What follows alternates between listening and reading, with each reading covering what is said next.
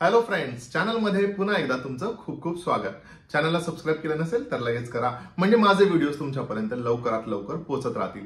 आज बोलणार आहे सुपर बॉयज ऑफ मालेगाव ह्या फिल्म बद्दल, ज्या फिल्म बद्दल खूप बोललं गेलंय, ऐकलंही गेलंय आणि फायनली मी ती बघितली आणि तुमच्यासाठी घेऊन आलोय त्या फिल्मचा रिव्ह्यू. सो लगेच सुरू करूया. तूने वो किया नासिर जो पूरी कायनात में अपने लिए कोई नहीं करता. हम दीवानों को तारीख में जगह दी तूने. फिल्मच्या कथेबद्दल.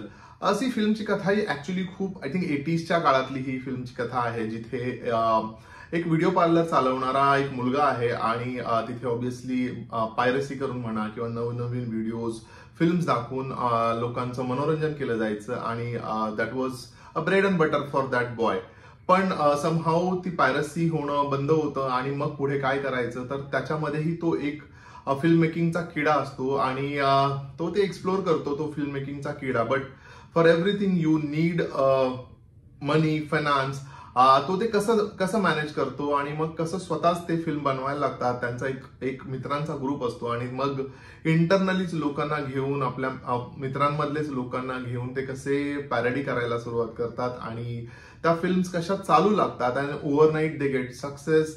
आणि ऑफकोर्स तो फार काळ टिकत नाही, त्यांच्यामध्ये डिफरन्सेस येतात. मग ते डिफरन्सेस काय आहेत आणि अल्टिमेटली एका अतिशय इमोशनल नोटवर ही फिल्म संपते आणि ती इमोशनल नोट काय आहे आणि त्याच्यासाठी त्यांना काय काय धडपड करायला लागते, हीच या फिल्मची कथा आहे. या फिल्ममधल्या जर का ऍक्टर्स बद्दल बोलायचं झालं ना, तर ऍक्च्युली बायफिकेट करणं खरंच खूप डिफिकल्ट आहे, कारण प्रत्येकाने स्वतःचा 100% द्यायचा प्रयत्न केलाय. काही नोन फेसेस ज्यांना आपण पाहिलंय त्यांच्याशी आपण रिलेट करू शकतो.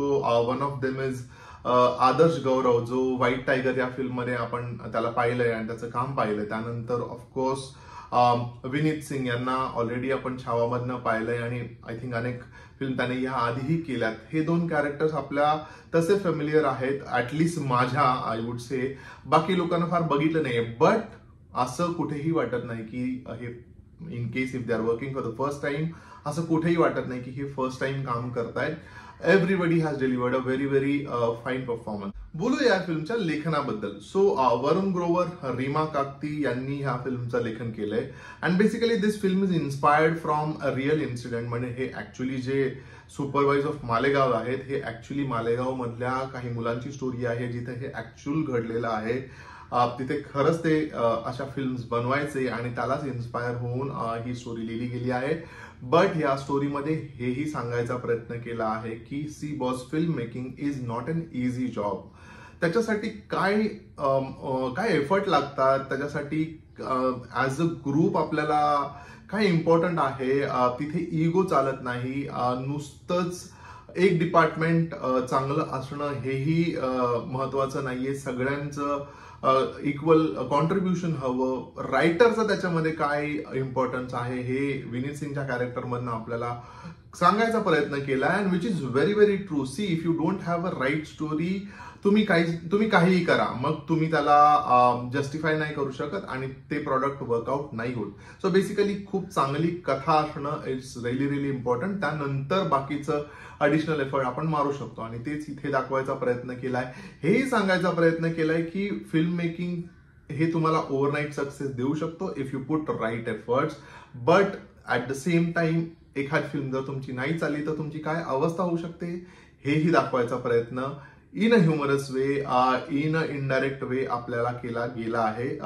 बिकॉज आपण ते इंटरनल स्टोरी चालली, त्यामुळे हे points I am not sure प्रत्येकाच्याच लक्षात आले असतील का, बट ऍटलीस्ट मला हे पॉइंट रिलेट केले गेलेत. So overall I think story telling is very very important. Story telling is what I would say.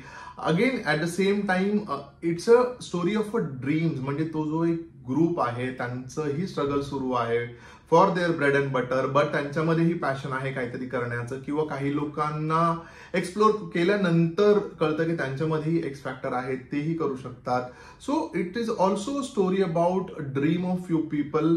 So मला वाटतं in nutshell the story writing is really really good. फिल्मच्या direction बद्दल बोलूया. फिल्मचं direction केले रीमा काकती यांनी आणि याच्या आधी त्यांनी चांगल्या चांगल्या फिल्म केलेल्या आहेतच. आणि ह्या फिल्म मध्येही त्यांनी in terms of screen play, in terms of story telling खूप उत्तम काम केलं आहे. जो मेसेज पोहोचवायचा त्यांचा जो प्रयत्न आहे that is also very very good. तो मेसेज चांगला पोचतो, स्क्रीन प्ले चांगला आहे, फिल्म आपल्याला एका इमोशनल नोटवर घेऊन जाते आणि शेवटच्या याला थोडी इमोशनल करून फिल्म संपते. त्यामुळे एक इम्पॅक्ट सोडून जाते फिल्म आणि I think that is enough from good director आणि हे एक चांगला डिरेक्टरच करू शकतो. So in nutshell direction is also very very nice. So in short, तुम्हाला जर काही अशी फिल्म पाहायची असेल जिथे आपण आपल्या स्वप्नांवर विश्वास ठेवायला हवा, त्याचा पाठलाग करायला हवा आणि ते नक्की खरे होऊ शकतात हे जर जाणून घ्यायचं असेल तर ही फिल्म पहा, तुम्हाला नक्की नक्की आवडेल. मी या फिल्मला देतोय 3 स्टार्स. सो फ्रेंड्स, हा होता माझा म्हणजे रवीचा view on film supervise of Malegaon. तुम्ही ही फिल्म पाहिली आहे का आणि पाहिली असेल तर तुम्हाला ही फिल्म कशी वाटली मला कमेंट करून नक्की सांगा. व्हिडिओ आवडला असेल तर लाईक करा, शेअर करा, चॅनलला सबस्क्राईब करा. व्हिडिओ कसा वाटला हेही मला कमेंट करून नक्की सांगा. आपण भेटणार आहोत लवकरच. तोपर्यंत स्टे ट्यून.